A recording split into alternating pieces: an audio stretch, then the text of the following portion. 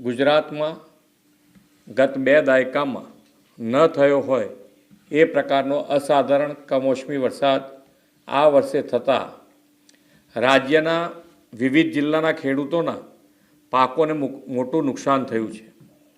આ સંદર્ભે મેં તથા મારા સાથી મંત્રીઓએ જુદા જુદા જિલ્લાઓમાં જઈને અસરગ્રસ્ત ખેડૂતોની સાથે પ્રત્યક્ષ વાતચીત કરીને તેમની સ્થિતિ જાણી હતી।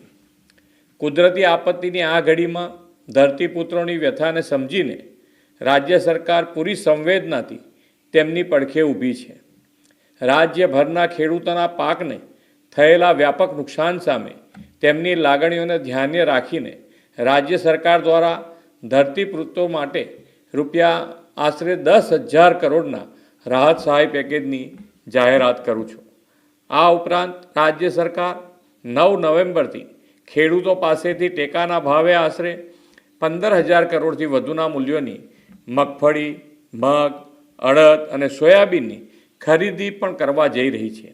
અન્નદાતાઓની આર્થિક સુખાકારીની ચિંતા પોતાના માથે લઈને રાજ્ય સરકાર તેમની સહાયતા માટે હંમેશા પ્રતિબદ્ધ હતી, છે અને રહેશે તેવો વિશ્વાસ આપું છું।